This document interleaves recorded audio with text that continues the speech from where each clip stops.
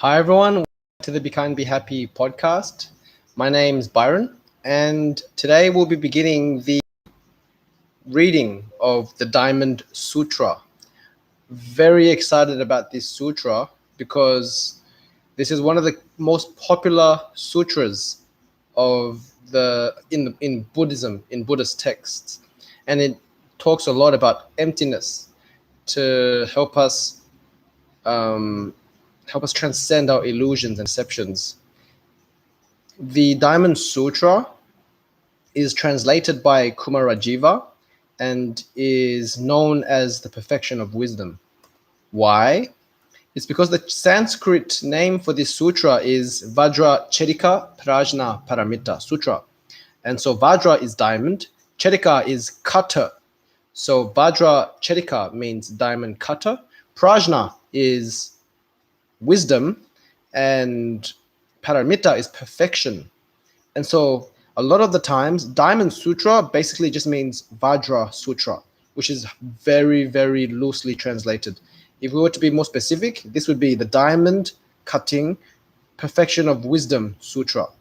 So as to say, it's cutting with diamond, the strongest, which is a representation of the strongest thing, which is also a representation of wisdom, because we're using the wisdom of the diamond quality of the wisdom to cut through what? The delusions and ignorances of our misperception of reality, of self-nature. And so Buddhists have memorized and chanted the Diamond Sutra since the 5th century to meditate on illusion and perception. The 4 main concepts explored in the sutra include giving without attachment to self, liberating beings without notions of self and other, living without attachment, and cultivation without attainment.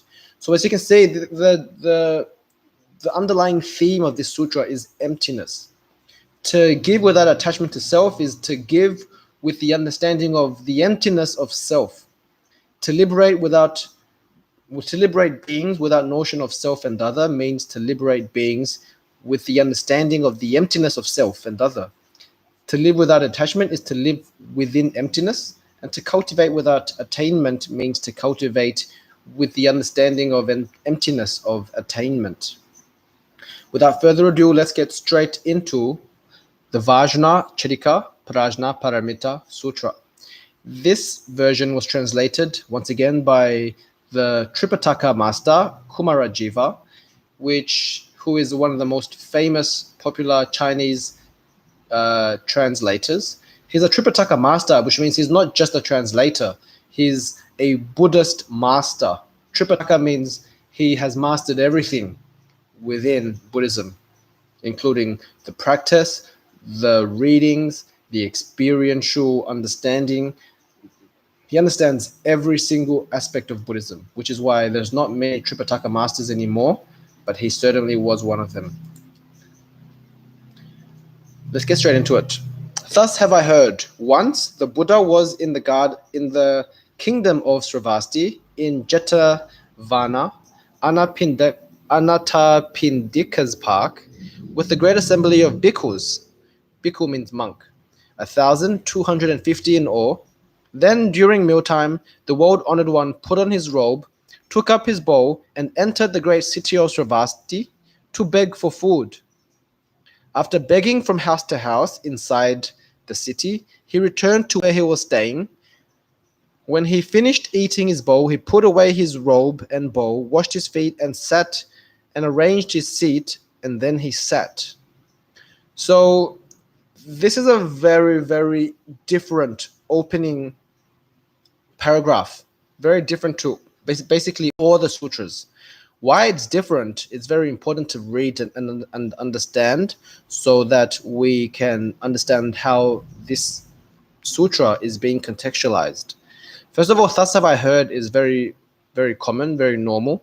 Thus have I heard means that this is not from the perspective of the Buddha, it's from the perspective of the person that's reciting it. And the person is Ananda, which is the first cousin of the Buddha. And he was also the assistant of the Buddha Ananda had photographic memory and was able to memorize everything that passed through his senses at any given point in time. Even if he wasn't conscious of it, he would still remember. And at one point, this was actually tested by the Buddha by a king. When the king asked him, in hindsight, asked Ananda, when we were driving here, we passed through some houses on the right. Do you remember the color of the house that had 3 trees? And he remembered it was red, and he remembered very vividly that situation. Even though he wasn't conscious when they were driving past, his memory was so supernatural that he was even able to pick things up that he wasn't conscious about. Beyond that,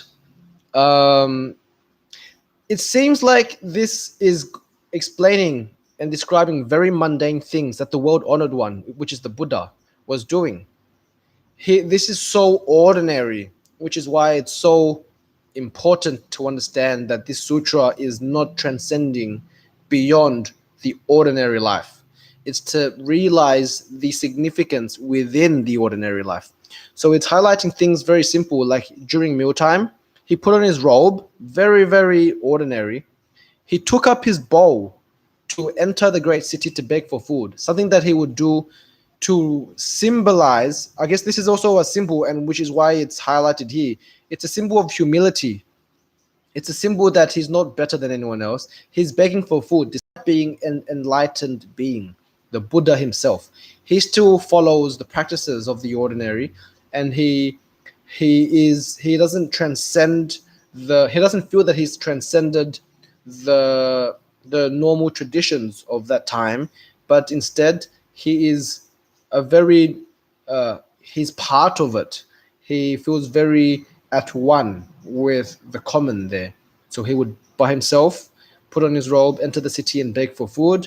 After begging from house to house, he'll go back home where he lived, and then he would just eat how much was given at the time, never more, never less. After his meal, he put away his robe and bowl, washed his feet, and arranged his seat, and then he sat. Very ordinary, which is to symbolize that the teachings of emptiness, the teachings of the perfection of wisdom, is within the ordinary practice.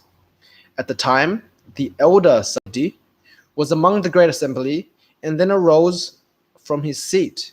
He bared his right shoulder, placed his right knee to the ground, joined his palms, and reverentially addressed the Buddha, saying, "Rare, world-honored one, the Tathagata is ever protecting and mindful of all the Bodhisattvas, skillfully entrusting and enjoining them all." So we're saying that he's one with them. Okay, so first of all, before I continue, this Diamond Sutra is 32 chapters long. Short chapters, but the 32 chapters makes it seem like it's a long sutra, but it's actually, you can say that it's in 2 parts. The first 16 chapters and then the second 16 chapters. The second 16 chapters basically reiterates the first 16 chapters. And so this is almost like that the sutra is written twice. There's a very good reason why it's done that, and this is actually a common theme, many Buddhist texts. A lot of the times, someone or the Buddha will say something, and then he would re-emphasize it in 4-line verses or in some other way. This is very similar, and it's for emphasis. Here, who he's directing his conversation to, or who he's exchanging with, is equally important. Sometimes he would exchange, a lot of the times, with the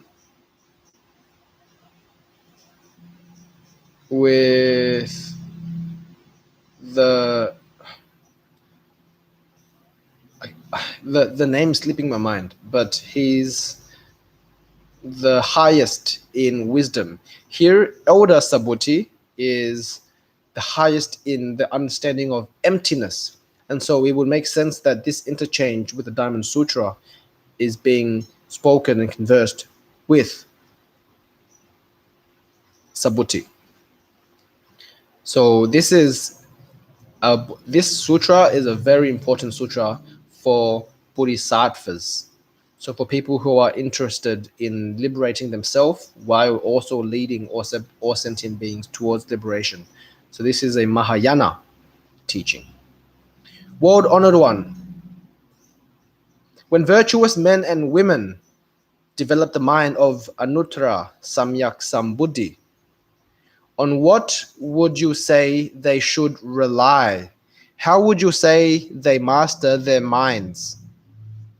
Anuttara means supreme, unrivaled, unexcelled. Samyak means perfection. It means the highest. Sambodhi means enlightenment. So basically he's asking the Buddha a very interesting question, right? He's asking, of the people, of the men and women who want to develop the mind towards perfect, unexcelled, supreme enlightenment, on what should they rely? So how do you do it? What teaching should you rely? How should they master their mind? How should they abide themselves? The Buddha replied, excellent, excellent, Sabuddhi. It is as you have said. The Tathagata, which is another epithet for the Buddha, the Tathagata is ever protecting and mindful of all bodhisattvas, skillfully entrusting and enjoining them all. Now listen attentively, and I will explain them for you. When virtuous men and women develop the mind of Anuttara Samyak Sambuddhi, they should rely on this. They should master their minds like this. Please continue, world honored one. We joyfully wish to hear. So this is setting the stage for the rest of the sutra now. The sutra will be explaining how people who are trying to develop the mind of perfect enlightenment, in other words, they are practicing the bodhisattva path to become the Buddha.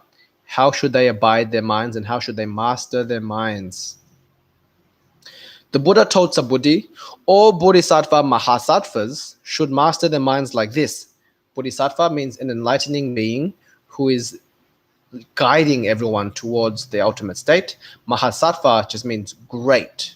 So this is all great bodhisattvas should master their minds like this.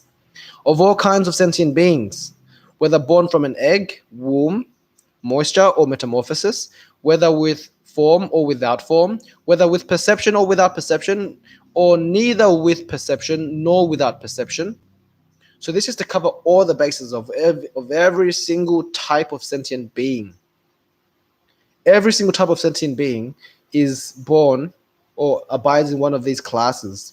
So he's obviously saying that the bodhisattva path, the path towards perfect enlightenment, is open to every single type of sentient being. Anyone can practice it, from a dog to a cat to a ghost to a heavenly being to one born with or without perception, or neither with nor without perception. Ghosts fall into the metamorphosis. Oh no, yes, born into metamorphosis. They are just appeared as a ghost. I cause them, so this is how they should abide their mind. They should say to themselves, I cause them all to enter nirvana without remainder, liberating them. Thus, by liberating immeasurable, incalculable, unlimited sentient beings, in reality, there is no sentient beings who attain liberation. Why is this? If bodhisattvas have the conception of a self, an individual, sentient beings, or a lifespan, they are not bodhisattvas. This is a remarkably bold statement. So he is to say, if you are a true bodhisattva, you must not attach to the conception, to the notion, to the idea, to the concept of a self, an individual, sentient beings, or a lifespan. So continuing on, furthermore, Sabuddhi, regarding dharmas, bodhisattvas should not rely on anything while practicing giving. So that is to say, to give without attachment. This is what is called giving without relying on sight, giving without relying on sound, scent, taste, touch, or thought. So you're giving without attachment to any phenomena. Subhuti, bodhisattvas should give like this and not rely on appearances. Why is that? If bodhisattvas give without relying on appearances, their rewards are inconceivable. Inconceivable is a word to describe something that transcends time and space, that cannot be thought of, that cannot be conceptualized, that doesn't abide within the nature of dualistic concepts. Subhuti, what does your mind say? The space in the eastern direction can be conceived of, can it not? It cannot, honored one. So if we were to try to think about space in the eastern direction of the cosmic universe, can you conceive of how much space there is? No, you cannot. Subhuti, the space in the northern, western, southern, and the four ordinal directions, as well as above and below, can be conceived of or not. So can you conceive how much space there is? No, it's impossible to measure. No, it cannot, world-honored one. Subhuti, when a bodhisattva gives without relying on appearances, the rewards are also like this, inconceivable. Subhuti, bodhisattvas should rely only as has been taught. So this is how you practice. A bodhisattva who is giving and serving sentient beings should always abide their mind like this, to give without attachment to the senses. Subhuti, what does your mind say? The Tathagata can be seen by bodily appearances, can he not? No, world-honored one. The Tathagata cannot be seen by bodily appearances. Why is this? The Tathagata has said bodily appearances are not bodily appearances. So the Buddha is asking Subhuti, can the Buddha be seen by his bodily appearance? That is to say, do the bodily appearance of the Buddha represent the true meaning of the Buddha? And so Subhuti says no. The Buddha says, every appearance whatsoever is a deception. If you can see all appearances not as appearances, then you see the Buddha. So he is saying that everything we see is just a deception. And if we were to see all appearances like that, as a deception, not as appearance, then you are truly understanding the Buddha. Then you see Buddha. You see the Buddha beyond his bodily transparence, his bodily appearance, which is what we think of when we see the Buddha. We think of the man with the top knot meditating, and that's the Buddha. Subhuti addressed the Buddha saying, world-honored one, there are many sentient beings who, upon hearing sayings and statements such as this, will generate sincere faith. Are there not? So he's questioning, are there actually people who are going to be able to understand these teachings upon listening to these statements that you're saying about appearances? The Buddha told Subhuti, do not make such comments. 500 years after the passing of the Buddha, there will be those who uphold the precepts and cultivate rewards, which is to say blessings and merits. From these statements, they will be able to generate faith in the mind, considering them to be true. Yet you should know, these people have not merely planted wholesome roots under one Buddha, two Buddhas, 3, 4, or 5 Buddhas, but have already planted wholesome roots under immeasurable thousands of tens of thousands of Buddhas. Hearing these statements, these people hearing these statements, even for an instant, will generate pure faith. So he is speaking very highly of the people who are able to, at an instant, upon hearing the teachings of emptiness, upon hearing the teachings of seeing appearance beyond appearance, these people have already cultivated the merits and blessings and made offerings to the Buddhas for immeasurable, inconceivable amounts of lifetimes, and that these people exist. And when these people hear such a profound teaching as the Diamond Sutra, they will immediately generate pure faith without doubt. Subhuti, the Tathagata fully knows and fully sees all these sentient beings obtaining immeasurable rewards like this. Why is this? Because all these sentient beings are without a conception of self, individuality, sentient beings, and lifespan. So to be able to abide without the conception of self, individuality, sentient beings, and lifespan means that we are able to transcend the illusion of self and other, the illusion of time, which is life. And so such people abide at the highest state.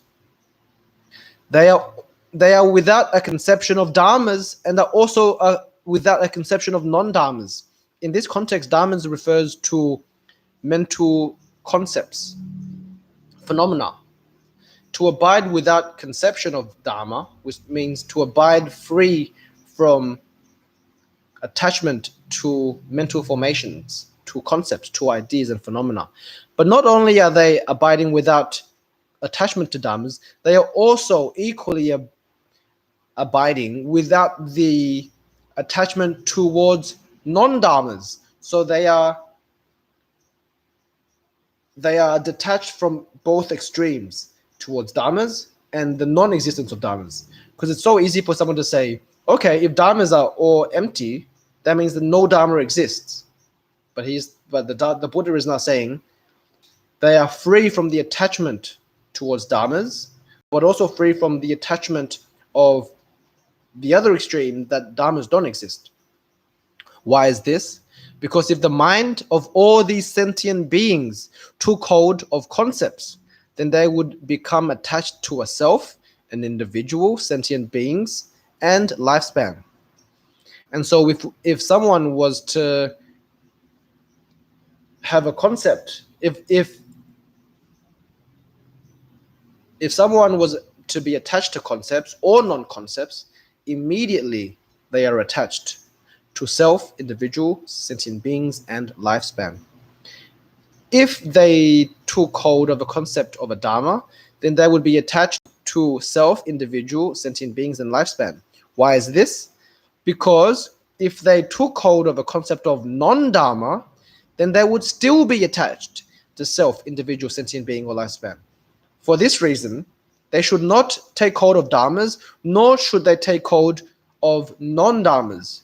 To say that concepts are real and to say that they are not real, you are still abiding in an extreme. Due to this reason, the Tathagata always says, "O you monks, bhikkhus, know that the Dharma I preach is like the parable of a raft. The Dharma should nevertheless be abandoned. How much more of what is not the Dharma?" So here he's talking about the Buddha's teachings and likening it to the parable of a raft. When we are using a raft to sail to the other shore, once we need the raft, right? We board the raft, sail to the other shore. Once we embark the other shore, we let go of the raft. We don't need to continue carrying the raft once we've entered the other shore. And it's the same as Dharma. We are currently on the shore of delusion, and we want to cross the shore of samsara towards the shore of nirvana and enlightenment. And so we are using the raft as the Dharma as a raft to guide us to the other shore. So once we are using the Dharma, we let go of what is not the Dharma. So we're abiding ourselves in right view to slowly let go of the wrong views and the false views and the views of illusion. We board the right views of the Dharma to sail onto the other shore.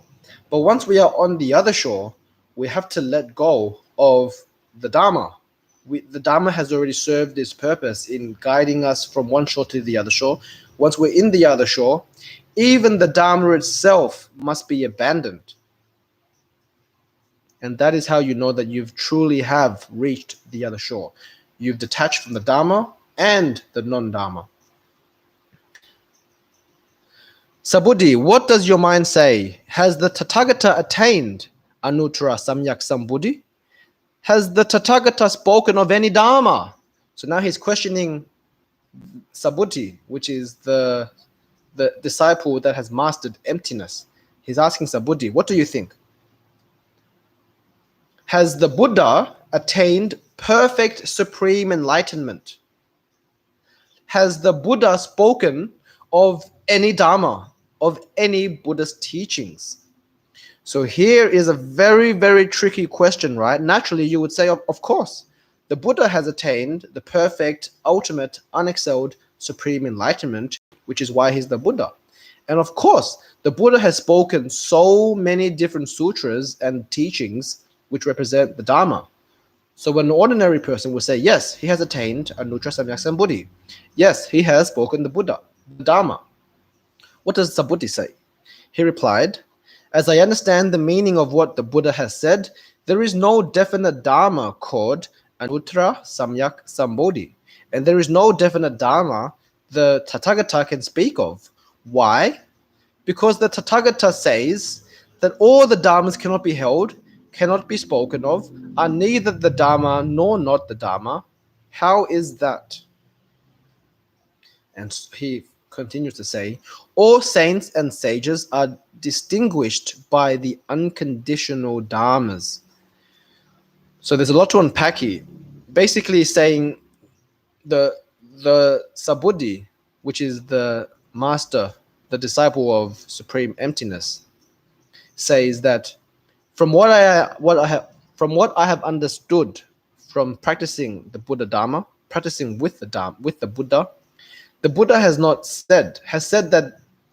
said that there is no single Dharma called Anuttara Samyak Sambuddhi, which is to say, there is no independent, there is no inherent Dharma, there is no inherent phenomena or concept called Anuttara Samyak Sambuddhi, and that there is no definite Dharma that the Buddha can speak. There is no Dharma called the Dharma of what the Buddha speaks. Why? He says because all Dharmas cannot be held and cannot be spoken of. The fundamental nature of all Dharmas is non-abiding, which is to say, even the Dharma of perfect supreme enlightenment, of Buddhahood, is only just a name. And it is not a real thing. It is just a label.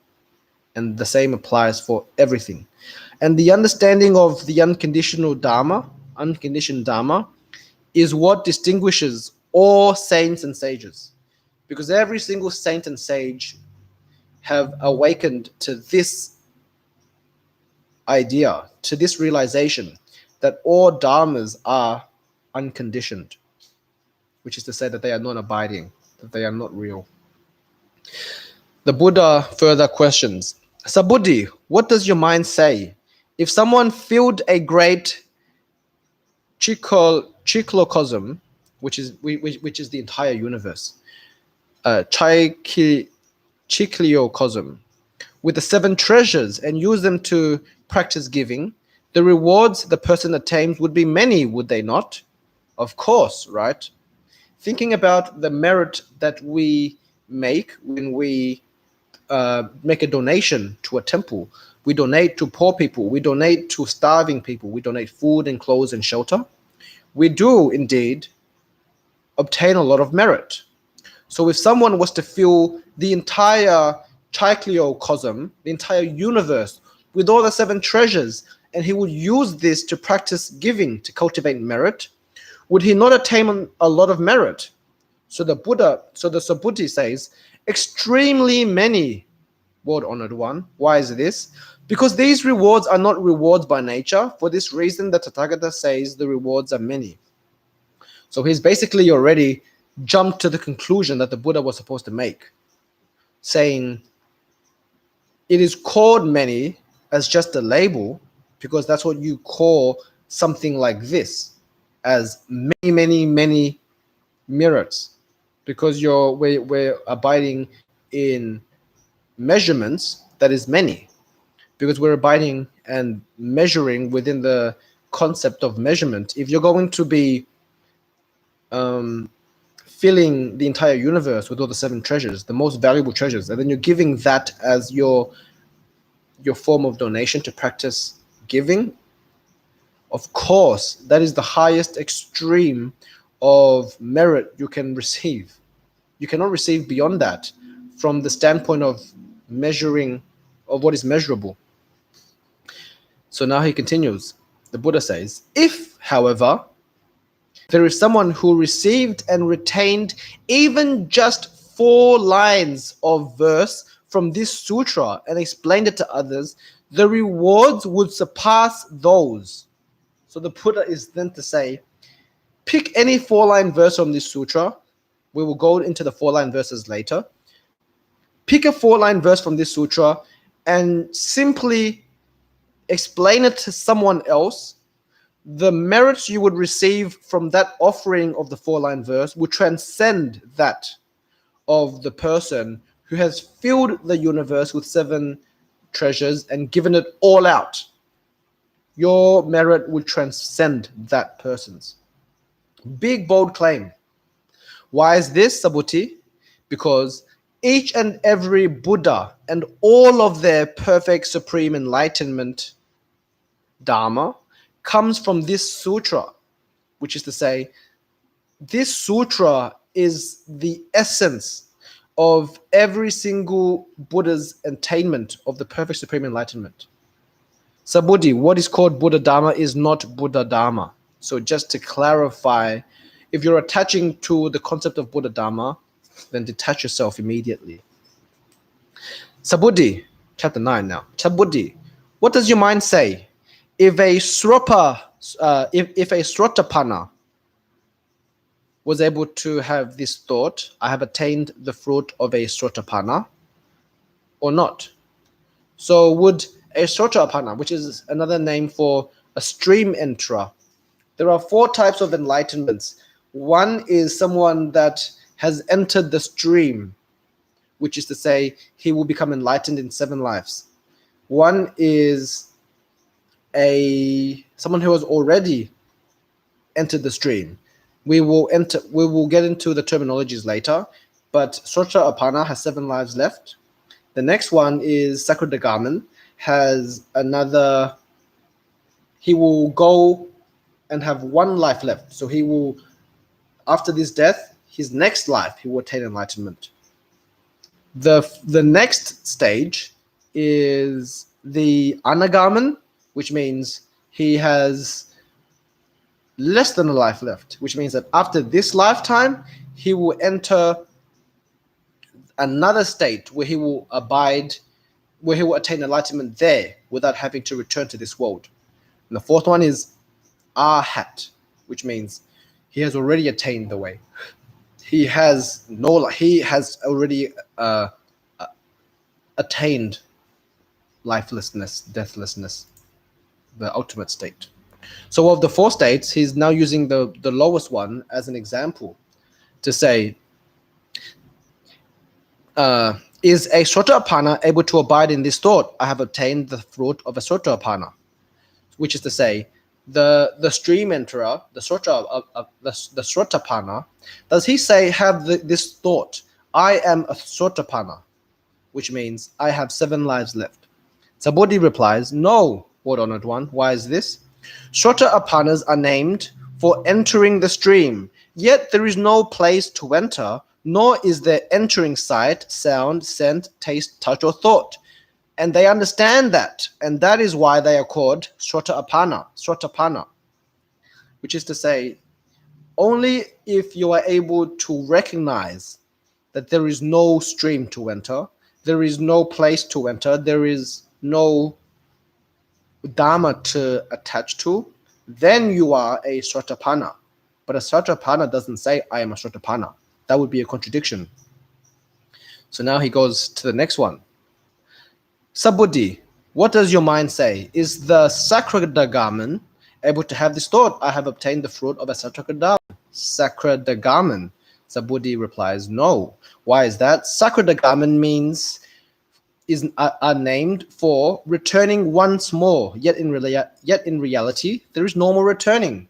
There is no more returning. So they are called Sakradagamans, which is to say, a Sakradagaman has entered is the second stage, where they will just return one more, attain the highest state.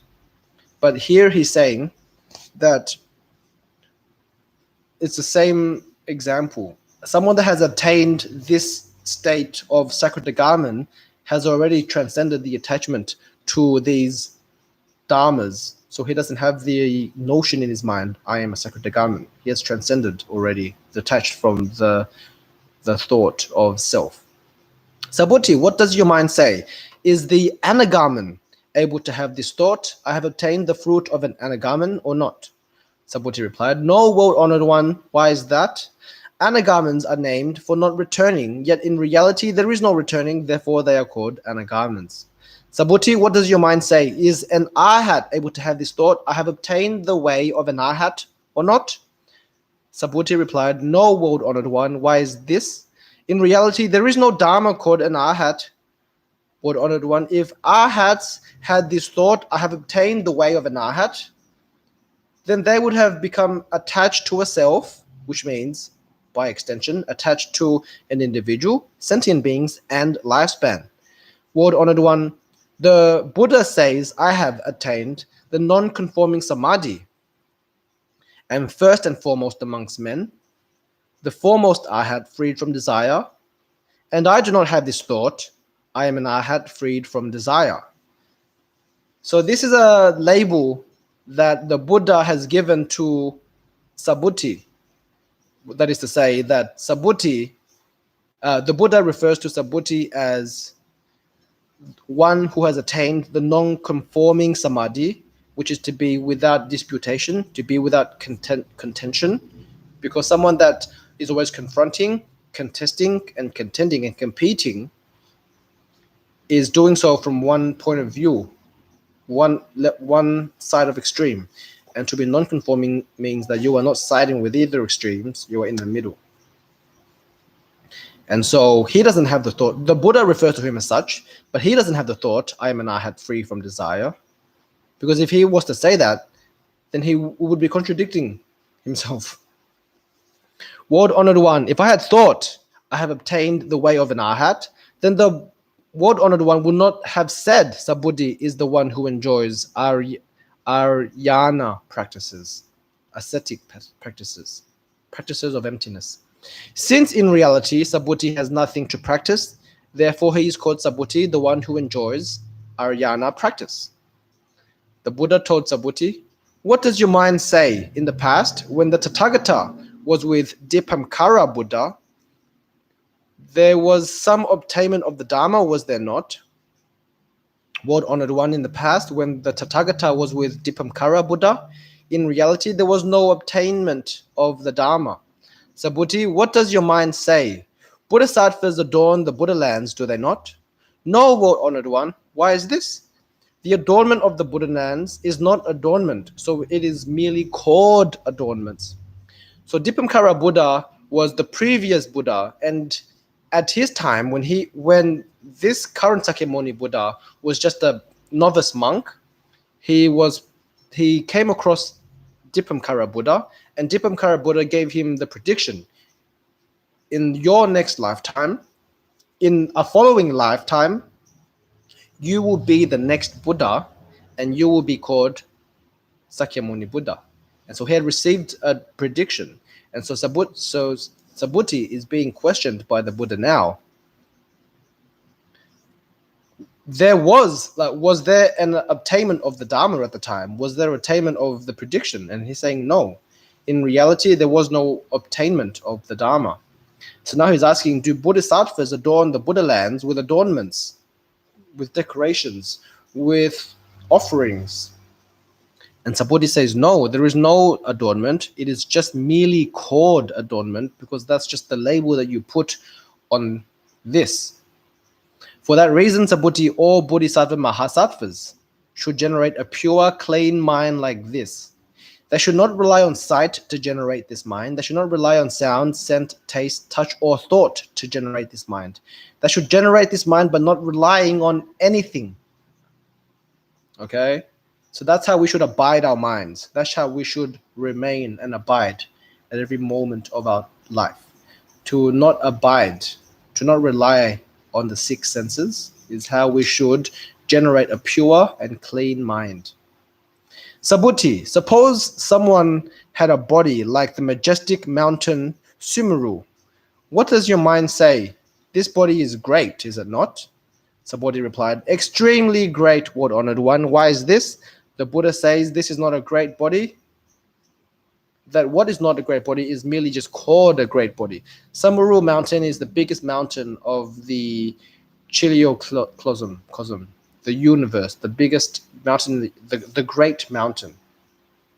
So it's called having a great body. The mountain has a great body, but just as a label, not in reality, because in reality, there's no such thing. Subhuti, if there was as many Ganges rivers as there are sand grains in the Ganges rivers. So now he's offering another analogy. If there were as many Ganges rivers as there are grains of sand in the Ganges river, what does your mind say? All of the grains of sands in the Ganges river would be many, would there not? So he's saying, this is all the sands in the Ganges river, and now every sand represents another Ganges river of India. All of the grain sands in all of the Ganges rivers would amount to a lot, right? Subhuti says, extremely many, Lord Honored One. Just as the Ganges rivers would nevertheless be an incalculable many, how many more would the sands be? So there would already be so many Ganges rivers if each one of the grain sands from the original Ganges river represented one Ganges river. There would be immeasurable Ganges rivers. So how much more would there be of grain sands in all of the Ganges rivers? Subhuti, I will now truthfully tell you, if there are virtuous men and women who fill as many great chiliocosms as there are grains of sand in these Ganges river with the 7 treasures, and then would use them to practice giving, they would obtain great reward, would they not? Subhuti replied, extremely many, Lord Honored One. The Buddha told Subhuti, if virtuous men and women just receive and retain 4 lines of verses from this sutra and explain them to others, then their reward would surpass the aforementioned rewards. So this is mind-boggling mathematics. So he's saying that there is a Ganges river, all the sands in the Ganges river represented another Ganges river, then all the sands in all the Ganges rivers combined, there would be a lot of sands. Now, to use all of those sands as great chiliocosms, as great universes, and then to make offerings with the 7 treasures that filled all of those extension universes, to fill all those with treasures, and then to make offerings of those treasures, you would make a lot of merit naturally, because that's just how it works. You're offering a lot to make a lot of merit. However, he's saying that the truth be told, if a person was just able to receive and retain 4-line verse from this sutra, which we will get to later, and then explain them to others, the merit from the person that receives, retains, and explains those 4-line verses would surpass the person that made so many offerings. Chapter 12. Furthermore, Subhuti, following an explanation of this sutra, if even just 4 lines of verse, you should know that this is the place every deva, human and asura, of all worldly realms will make offering as if it were a Buddha pagoda. How much more so if someone was able to receive, retain, and recite it completely? Which is to say, if someone was able to receive, retain, recite, and explain a 4-line verse, that 4-line verse, that place where the person is receiving it and reciting it and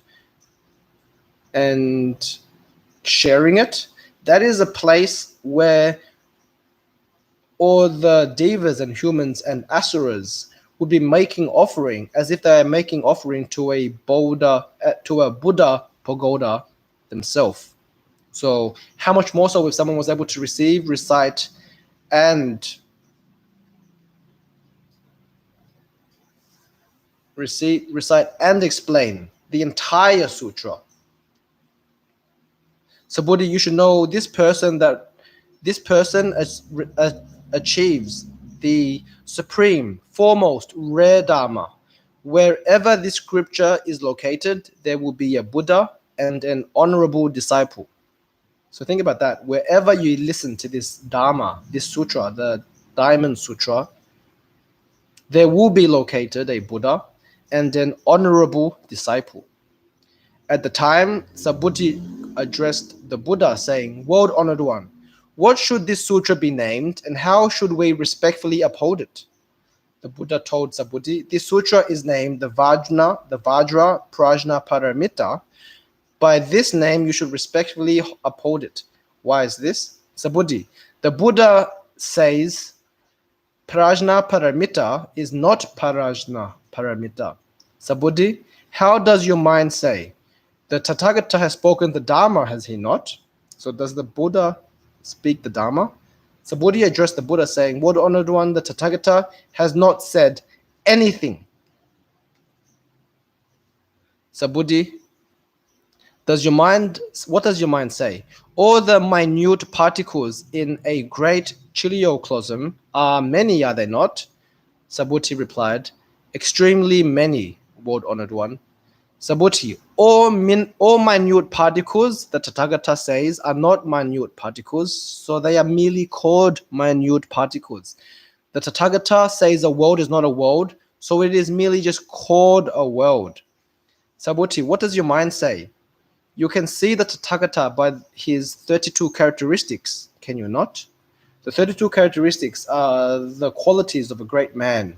For example, having long fingers, being tall, long limbs, having blue lotus blue eyes, having broad shoulders, having white teeth, all of the qualities that represent the perfect man. Those are called the 32 characteristics, and that all the Buddhas have those 32 qualities. So he's asking Subhuti, what does your mind say? You can see the Tathagata by the 32 characteristics, can you not? And he's saying, no, world honored one, you cannot see the Tathagata by the 32 characteristics. Why is this? The Tathagata says the 32 characteristics are not characteristics. They are just called the 32 characteristics. Subhuti, if there are virtuous men and women who practice giving as many lives as there are sand grains in the Ganges River, and if, however, there are people who just receive and retain 4-line verse from this sutra and explain them to others, their rewards would be many more. So now instead of offering treasure, the person that he's comparing to is someone who are offering their lives. How many lives? As many lives as there are grain sands in the Ganges River. However, if someone is just being able to receive and retain the 4-line verse and then explain it to someone else, that person will have even more rewards.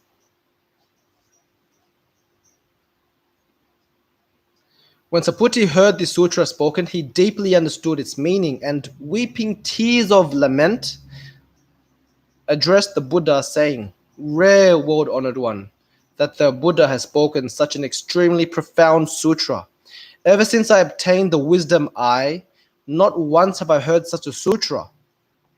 The world-honored one.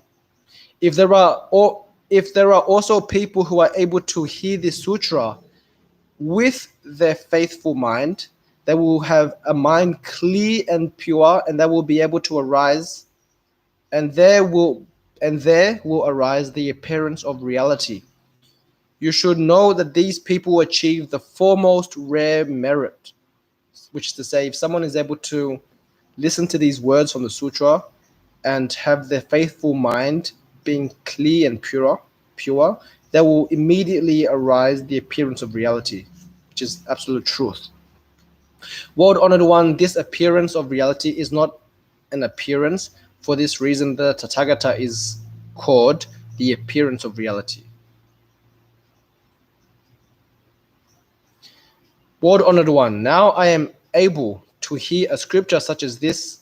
I believe, understand, receive, and retain it without much difficulty. So he's saying, or albeit humbly, that Subhuti, he is able to hear the sutra and believe it, understand it, receive it, and retain it without difficulty. However, if at times to come, after 400 years, there are sentient beings who are able to hear the sutra, believe it, understand it, receive it, and retain it, then these people are the foremost rare. Why is this?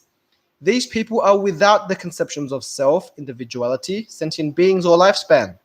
How is this? Because this conception of a self is not a conception.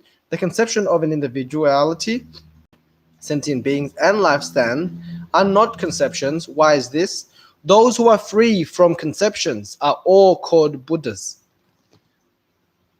So he's highlighting that if someone in the period after the time of the Buddha is able to hear the sutra and have faith in it, then they would not have the conception of self, individuality, sentient beings, and time and lifespan. Why? Because if you were to be able to, if you would be able to understand the teachings of this sutra, it means that you are detached. And if you are detached, you would not have the conception of these four things. So the Buddha responded saying, so it is, so it is. If also there is someone able to hear the sutra who is not alarmed, not afraid, and not awed, you should know that this person is extremely rare. Why is this, Subhuti? The Tathagata says that the foremost paramita is not the foremost paramita, it is merely called the foremost paramita. Paramita means perfection. So the foremost perfection. Subhuti, the paramita of forbearance, which is to say patience, tolerance, which is one of the 6 Prajñāpāramitas.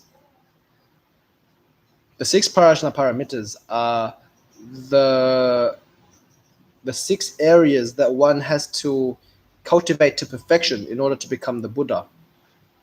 The 6 paramitas are morality, patience, which here is worded forbearance. So morality, forbearance, tolerance, diligence, generosity, and then there's concentration and wisdom. So he's saying, Subhuti, the paramita of forbearance, the Buddha says, is not the paramita of forbearance. Why is that, Subhuti? It is like in the past when my body was mutilated by the king Kali. At the time I was without conception of self and individuality, sentient being, or lifespan. Why is this? Then, at the time, while I was being dismembered joint by joint, if I had the conception of a self, an individual, sentient being, or lifespan, I would have given rise to anger and hatred. So now he's going back to one of his previous lifetimes when he was just a practicing ascetic monk, and the king at the time saw that he was being surrounded by many beautiful girls who wanted to pay offering with sincerity to this monk. All those beautiful women were the women of King Kali. So when King Kali saw that when he rose from his sleep and saw that or his beautiful women were paying respect to this ascetic monk, he was very jealous and very angry. And so at the time, he accused this man, this monk, which was Sakyamuni Buddha in a previous lifetime. He accused him of being a fake monk. If you're a monk, why do you have so many girls swarming all over you?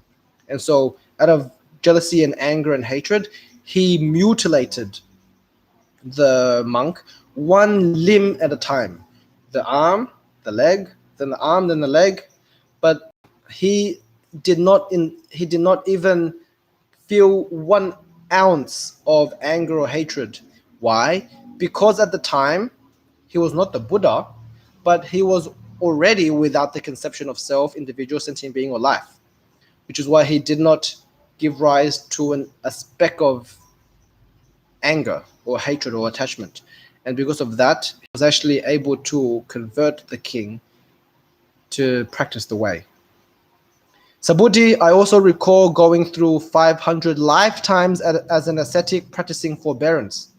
During those lifetimes, I was also without the conception of self, individual, sentient being, or lifespan.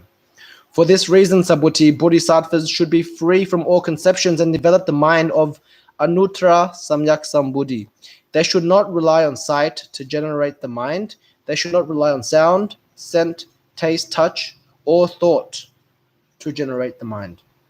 Which is to say that the mind should not abide in sight, sound, scent, taste, touch, or thought. Which is to say that the mind should not abide in anything. They should generate a mind that does not rely on anything. If the mind is reliant, then it will be non-reliant. For this reason, the Buddha says, the minds of the bodhisattvas should not rely on sight when practicing giving. Subhuti, bodhisattvas benefit all sentient beings and should practice giving like this. The Tathagata says, all conceptions are not conceptions, and also say that all sentient beings are not sentient beings.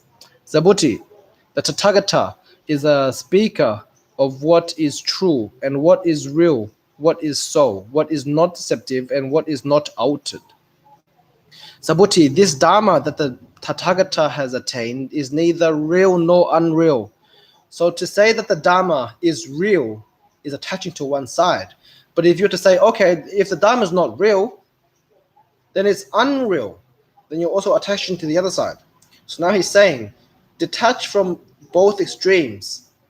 Basically, detach from extremes from any standpoint.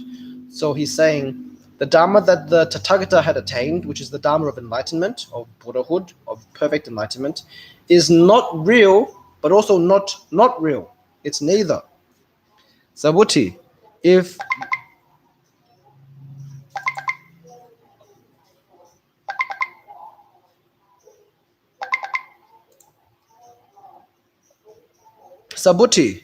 the minds of bodhisattvas rely on dharmas while practicing, giving it like someone entering the dark without anything to see, if the minds of bodhisattvas do not rely on dharmas while practicing giving, it is like someone with eyes under brightly illuminating sunshine who can see many kinds of sights. Subhuti, in ages to come, if there are virtuous men and women able to receive, retain, read, and recite this sutra, then by means of the wisdom of the Buddha, the Tathagata fully knows and fully sees these people all achieving immeasurable, unlimited merit. So if you're able to practice like this, being free from the senses, from all the realms, free from all extremes, then the merit you attain is truly immeasurable and unlimited. Subhuti, if there are virtuous men and women who, in the beginning part of the day, practice giving as many lives as there are grains of sand in the Ganges River, and who, in the middle part of the day, also practice giving as many lives as there are grains of sand in the Ganges River, and who, in the latter part of the day, also do the same. And like this, they practice giving for lives, giving lives. They're giving their own lives for immeasurable hundreds of thousands of tens of thousands of millions of kalpas. And if, however, there is a person who is able to hear this sutra with faith in mind, not disputing it, their rewards will surpass the other person's. How much more so for recording, for writing, for receiving, retaining, and reading and reciting it and explaining it to others. So as long as, even if you just hear this Diamond Sutra without disputing it, without rejecting it or fearing it, your merits are already surpassing the person who has given his lives 3 times a day for this many kalpas. How much more so if you're actually taking the next step to record and write and receive and retain and read and recite and explain to others.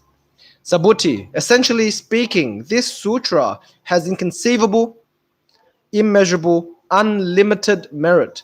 The Tathagata has spoken it for those who have embarked on the great vehicle, the Mahayana, for those who have embarked on the supreme vehicle, so the Bodhisattva path, the Buddha path.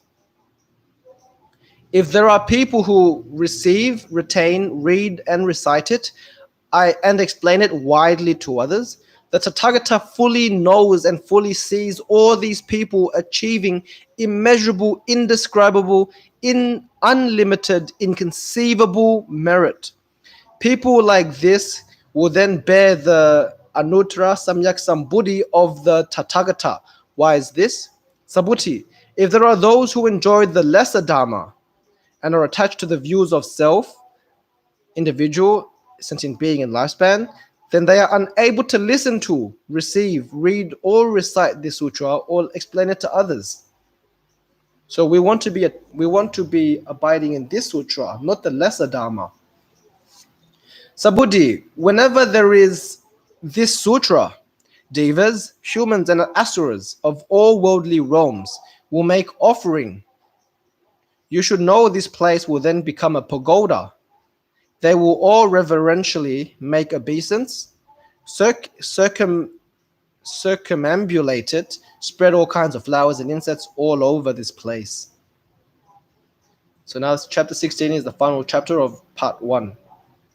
Furthermore, Subhuti, virtuous men and women who receive, retain, read, and recite this sutra, and who are disdained by others, should have fallen into the evil paths from karmic offenses in their former lives. Yet, due to the disdain from others in present life, the karmic offenses of their former lives will then be eradicated and they will attain perfect supreme enlightenment.